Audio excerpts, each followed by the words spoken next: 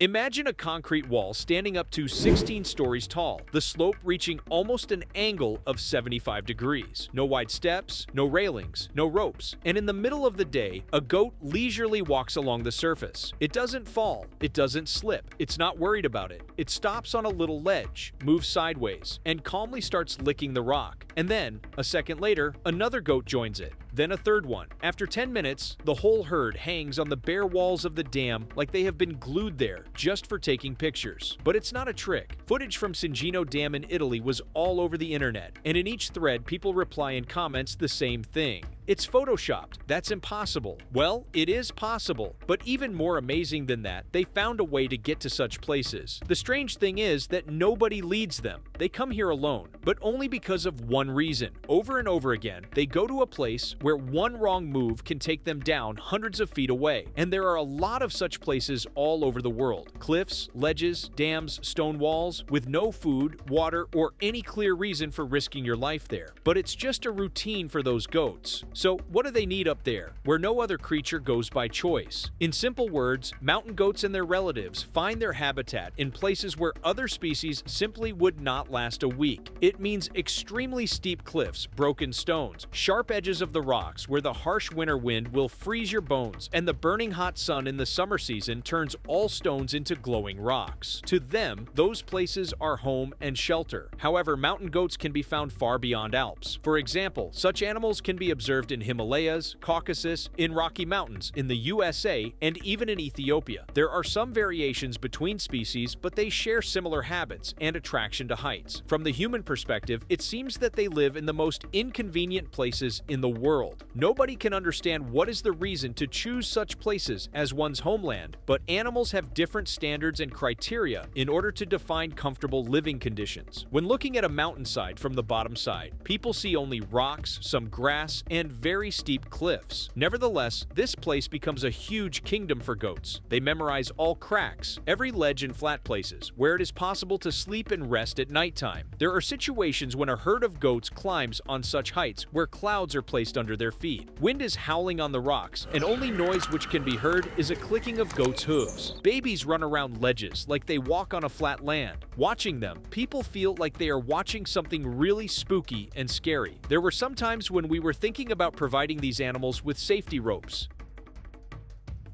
Elevation is an incredible asset. Threats can be spotted from above, and there is less competition here. After all, not all creatures are ready to climb up and fight for the scanty vegetation, but none of that explains what's really going on. The fact is that there aren't any bushes or plants growing here. There's only the gray concrete structure of the dam in Italy, yet the goats have been coming back year after year. For locals, those visits were nothing new, but for first-timers, such sight would stop them right in their tracks and prompt them to reach out for their cell phone.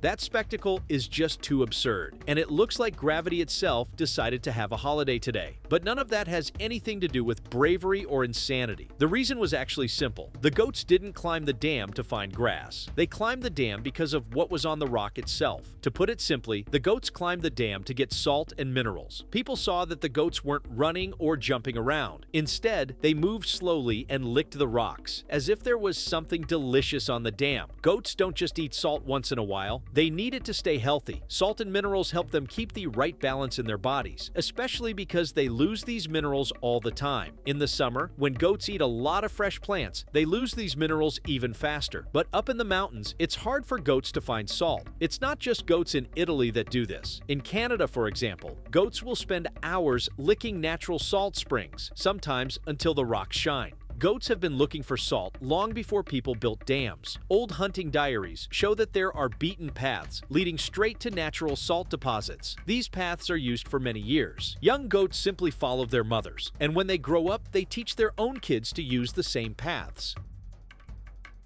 But salt doesn't explain everything. Not really. Even if they're desperate for it, you still have to stop and wonder, how do they even stay up there on a wall that's almost straight up and down? I'll be honest, when I started reading about their hooves, I expected something wild, like hooks or claws, some kind of built-in climbing gear, but the truth is weirder and way more clever. Here's the thing, a mountain goat's hoof has a hard outer rim and a softer center. The hard edge grabs onto tiny cracks. The soft part presses against the rock. It creates friction. It's like a climbing shoe mixed just with a rubber sole. And it gets even better. Each hoof can spread open just a little. That lets the goat sort of hug the rock. A tiny ledge becomes something solid. Where we see smooth stone, they see a dozen little places to hold onto. The craziest part is watching them move. They walk right up to a sheer cliff. Place a front hoof, shift their weight, bring up a hind leg, step by step, no hesitation, no fear. It's like they don't even realize how high up they are. But hooves are only half the story. There's something else, something that lets newborn kids, just hours old, follow their mother up cliffs that would make most people dizzy just looking at them. It comes down to how their bodies are built. Mountain goats have strong shoulders, big muscles in their front end. Their center of gravity sits low and stable, which helps them stay balanced. Even on a narrow ledge, they aren't really balancing. They're just standing. 4 legs, 4 points of contact, each one doing its own job. Their joints are flexible too. A leg can bend and place a hoof at an angle that looks unnatural to us. That gives them incredible precision, and they rarely rush. In the mountains, rushing gets you nowhere. One more thing, their eyes. They're set wide apart, positioned so the goat can see what's ahead, what's around it, and what's under its feet, all at the same time. While you're still looking down to place your foot, the goat has already scanned the next 3 steps.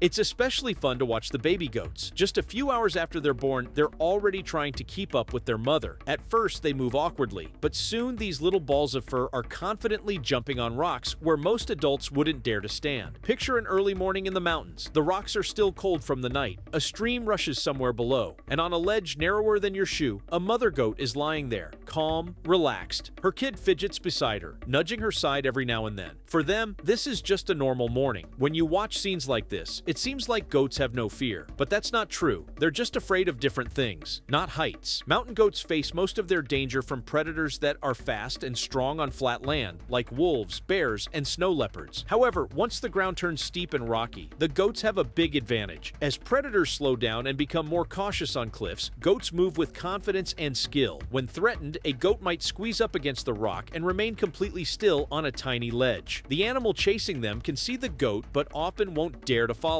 One slip could mean a fatal fall, and most predators aren't willing to take that risk. Because of this, a kind of competition has played out over countless generations. Some animals became better at climbing, while others focused on chasing. Through this long process, mountain goats evolved to thrive on sheer cliffs, turning them into true experts at living where few others can.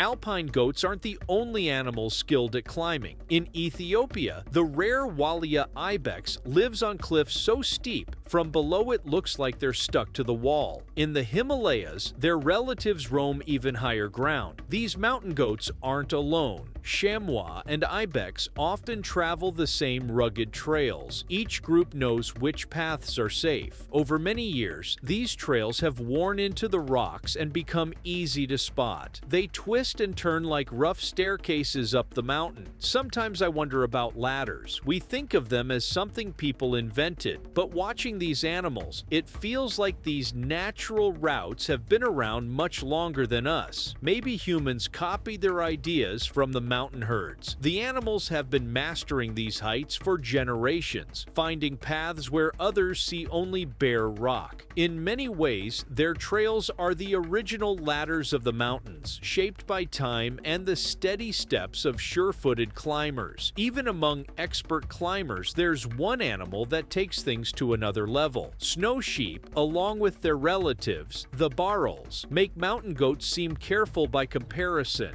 These animals live in Asia. Sometimes they choose slopes so steep it looks as if they're ignoring the laws of physics. Sharing these cliffs are snow leopards. They're among the most skilled hunters in the mountains. Sometimes a chase will lead both predator and prey onto a near vertical face. There are moments caught on film where a sheep and a snow leopard end up only a few feet apart on a narrow ledge. When that happens, the outcome depends less on teeth or claws and more on who can hang on the longest. In these heights, balance can mean the difference between life and death. Hoofed animals aren't the only ones who've mastered steep places. In South America, vizcachas, close relatives of chinchillas, live among rocky slopes. In Africa, hyraxes use the sticky pads on their feet to grip cliffs. Nature finds many solutions to the same challenge. Goats stand out for one reason. They don't just live on cliffs, they move a lot. In a single day, a herd can cover miles of brutal terrain, up and down, across and sideways, over loose rock, slick stone, and narrow ledges. For them, it's nothing, just a light warm-up. Rain on a slope changes everything. The rock gets slick. Every crack fills with water. Fog rolls up from below and swallows the trail. And through all of it, animals over 200 pounds move right through. No stopping, no hesitation, just smooth, measured steps. Here's something most people get wrong. Goats barely ever jump. Movies love showing them leaping across giant gaps. But in real life, they don't waste energy like that. Most of the time, they move slow and pick the safest way forward. A measured step is better than a risky jump. Researchers noticed something else too. Every herd has older animals that know the route by heart. The young ones watch them closely. They follow. They learn. Each step gets memorized. Over time, they figure out which rocks hold and which ones slip. They learn when to move and when to wait. It's memory passed down. No maps, no signs, just generations of goats traveling the same paths, teaching their young the same way they were taught. That knowledge stays alive long after any single goat is gone. And what's wild is that people still can't match it. We build roads, we lay down markers, we use GPS, and even with all that, we still slip and fall. They don't. When we read the biologists' reports, one thing stood out. They almost never used the word bravery. Instead, they talked about habit, experience, adaptation. What looks like a heroic act to us is just another ordinary day for them. But sometimes, goats run into things that didn't exist before. Roads, bridges, mines, tunnels, massive concrete walls built by humans. That's where a whole new story begins. In the Alps, people noticed something years ago. Goats don't just show up at dams. They're also drawn to old stone buildings, bridge supports, and tunnels. Why? Because mineral salts seep through the surfaces. Without even trying, humans created new attractions for them. There have been times when a whole herd appeared near mountain roads. They'd stand there, licking the asphalt for long stretches. The reason was simple. After winter, salt used to melt ice stays on the road. To drivers, it looked strange. To the goats, it was a treasure. Sometimes these encounters turn dangerous. The goats get so focused on finding minerals that they wander right onto the road. In some mountain regions, drivers now get warned. Watch out, there might be unexpected visitors on the road. It's strange, isn't it? We build roads to get through the mountains. And the goats, they just see them as another place to find what they need.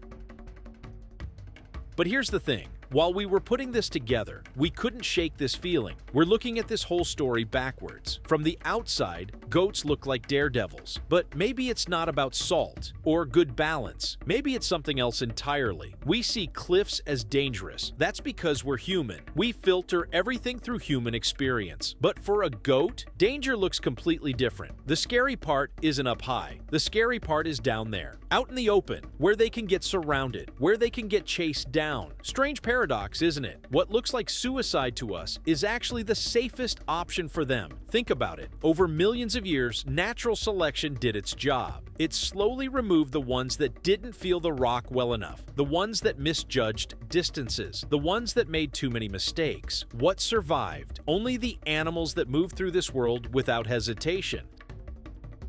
Scientists have noticed this. Mountain-hoofed animals use less energy moving around than you'd expect. Their bodies are built for it. Constant climbs, constant descents. For a person, that kind of day would be brutal. For them, it's just Tuesday. Here's something interesting. If you take young goats and move them to calmer places, they still look for high ground. They climb on rocks, hills, embankments. It's like they already have a map inside them. A map that says elevation means safety. That's just how things are supposed to be. Engineers studying their movements got interested in something else. Not their horns, not their muscles. They were drawn to the animal's incredible stability. A few robotics companies have openly said they got ideas from watching mountain goats. That's how we got robots that can move over rubble, through pipes, and across uneven ground. Of course, those robots are still far from being a real goat. But the irony is hard to miss. We've put people in space, and we're still learning from an animal that's just looking for salt.